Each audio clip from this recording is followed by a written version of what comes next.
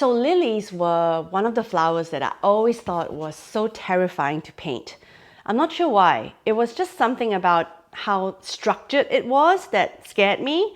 But after painting it a few times, getting out of my comfort zone, I realized they're actually one of the easiest flowers to paint because they're so identifiable and it's got these features that it's very easy to create in watercolor. Join me today as I break it down for you step by step how I created these watercolor lilies, and hopefully when you try it out, you can really impress your friends in terms of how realistic they look. This is not realistic painting, this is loose, but it does look quite realistic, doesn't it? If you have been following me on this channel for a while but you haven't hit the subscribe button yet, please hit the subscribe button. It will really help me and it will help YouTube know that you're into my stuff. So with that said, let's dive right into the painting.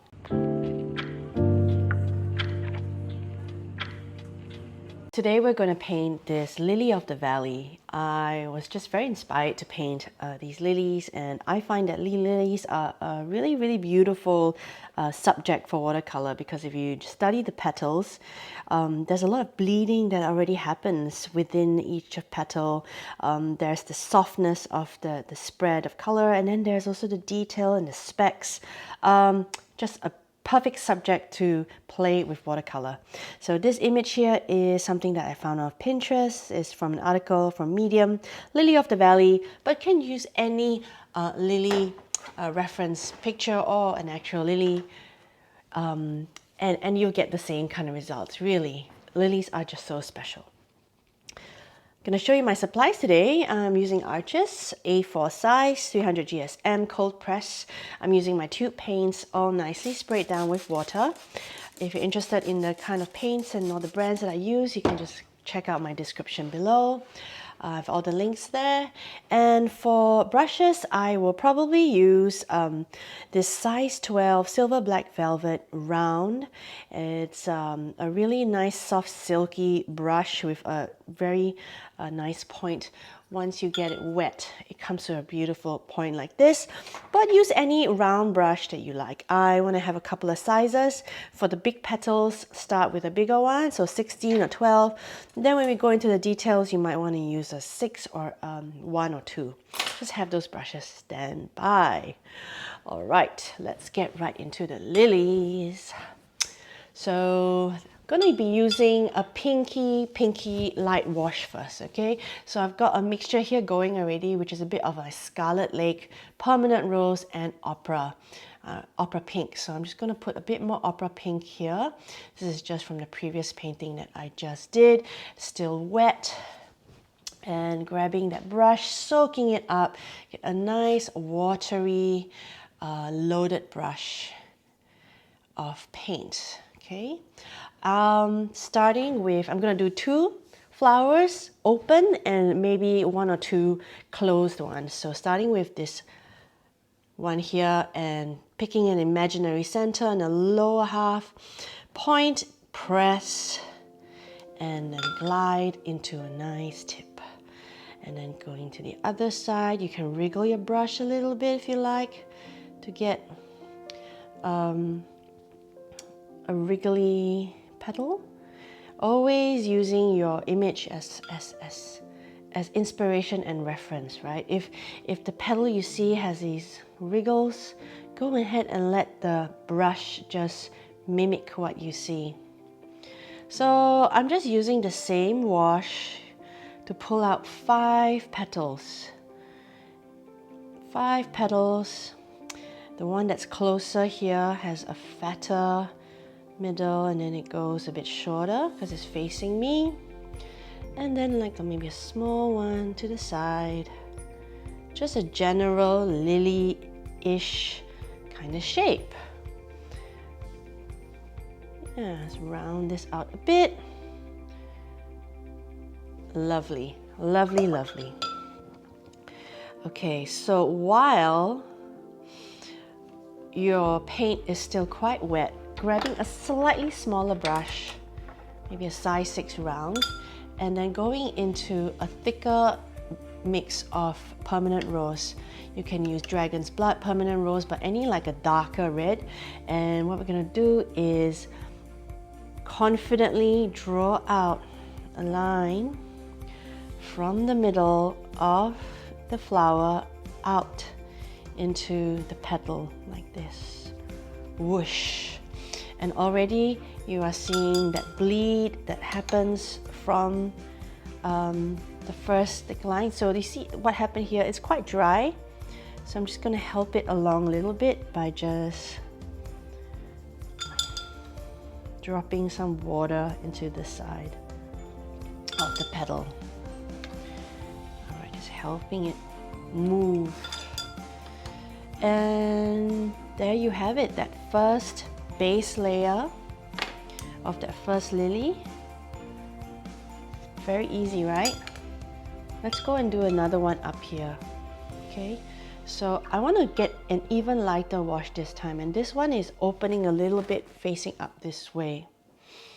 Okay, so just go in there, creating those lily shapes with the petals. Lighter, lighter, lighter. It took me a while to dare to really use very, very light, just a watery wash. Not sure why. I was, had this whole like, oh, the more intense the color, the better. But sometimes it's so not true. You need to get some nice light washes happening to really get the best effect of watercolor. I'm also noticing a bit of yellow, the ends, so it doesn't hurt to just drop a bit of yellow into some of these parts. I'm not sure if it's too late now here to drop a bit of yellow. It's okay, just always, no harm trying, right?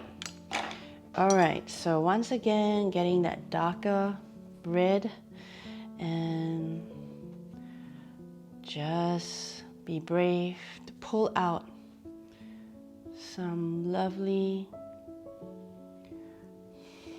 lines from the middle of this lily.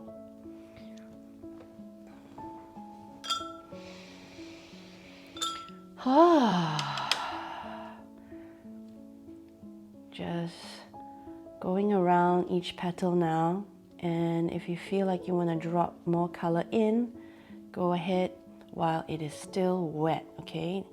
It's important to do this while it's wet and not when it's almost drying, because then you can possibly create a lot of really weird stuff happening in your painting.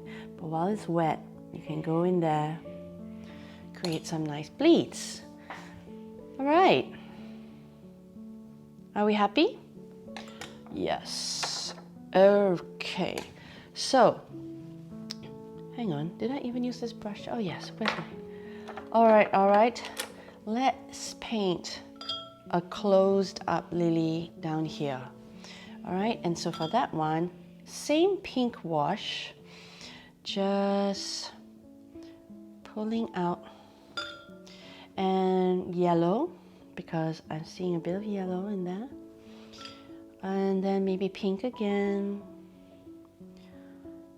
And then also a little bit of green, just a touch of green, thin green line,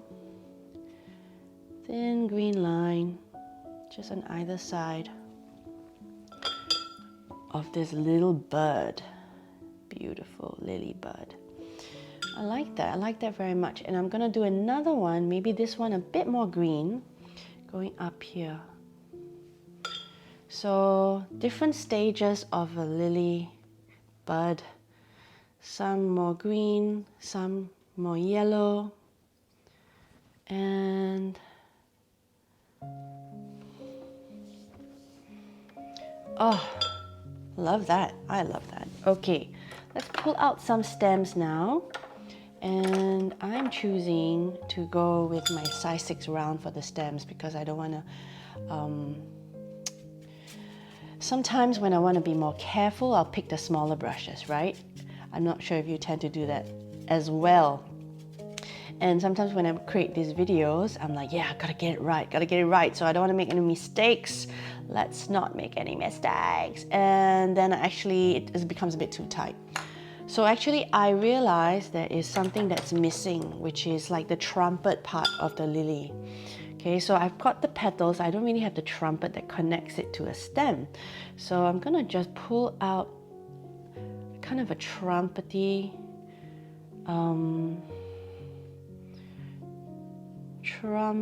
part, like almost sort of like the bottom of that in my size 12 round. And you know what? I've changed my mind. I will just use my size 12 round to do the stem because I don't want to get too tight on things. So pulling this stem first from this bud here, and then one down here. Whoops. Does that seem connected? It's fine. And then from that bottom of that trumpet down here, and then one down here. Okay, good.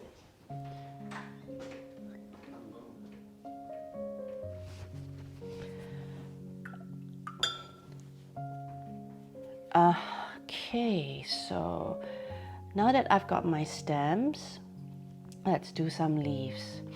And I love doing lily leaves, lily iris leaves. Get a nice big round pointy brush, grab your greens. I'm using Sap Green here, mixing a bit of indigo, and then from the stem, bottom of the stem, pull up a nice fat leaf going behind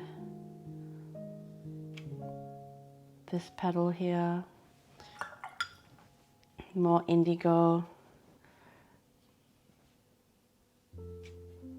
Don't be afraid to go over what you've painted already to create some dimension and extra sort of giving it a oomph.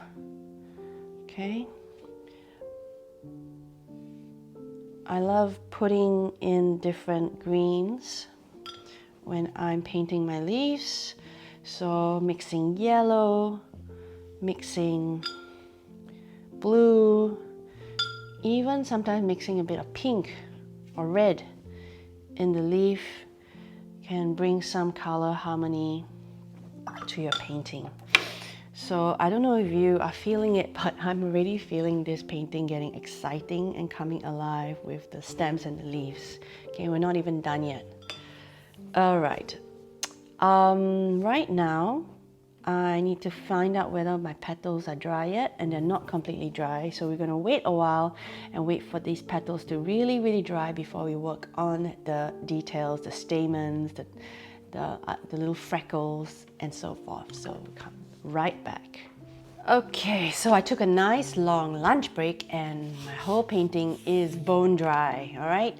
I'm gonna be using, adding one more brush to my mix, and it's a size 1 liner brush, and this brand is by Art Basics. Excuse my doggy, she's found something to bark at, but we can paint on, shall we? Okay, so I'd like to add a couple of nice thin reddish pinkish lines, some veiny details into the petals. Okay, these petals are screaming for some details. So just using the liner brush, getting a slightly darker mix of permanent rose here. Use whichever pinky tones you like. You can even use red, you can try purple. It is your painting.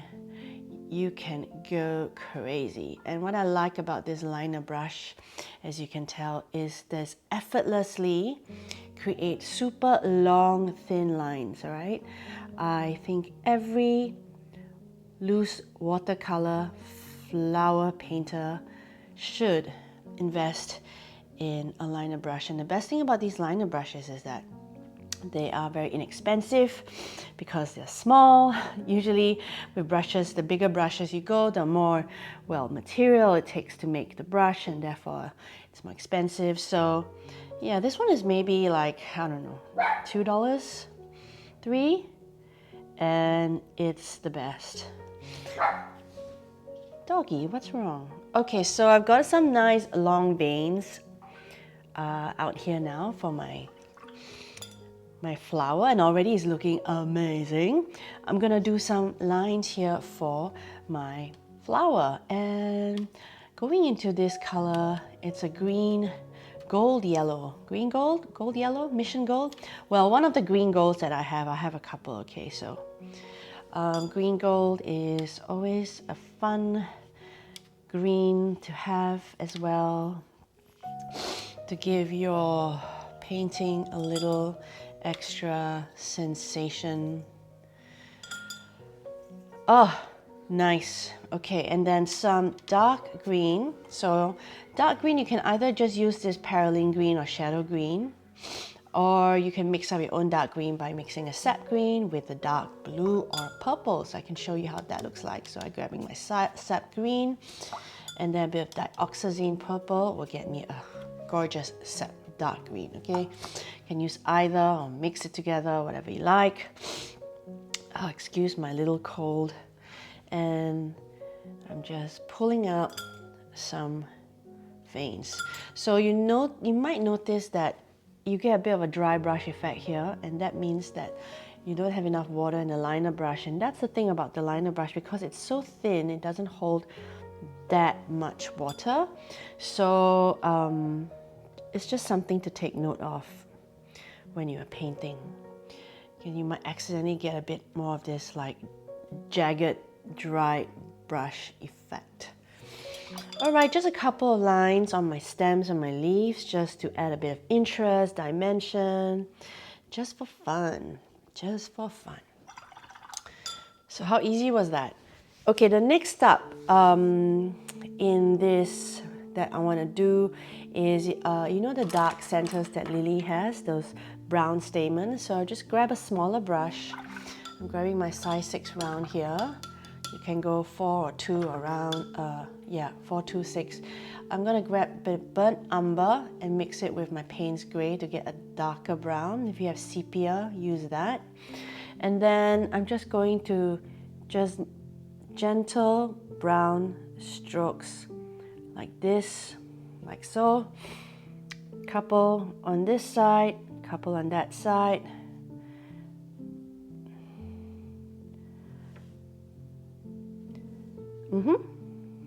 And you know where I'm getting at, right? You know what that is, that part of the lily.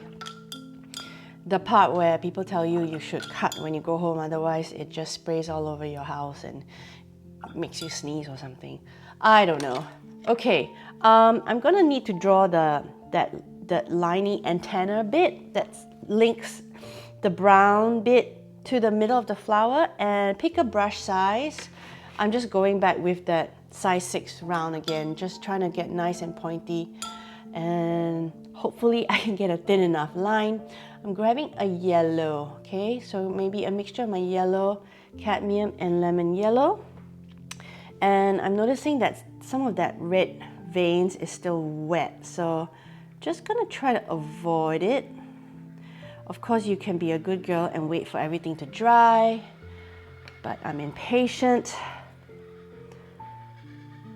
So I will reap whatever consequence of that.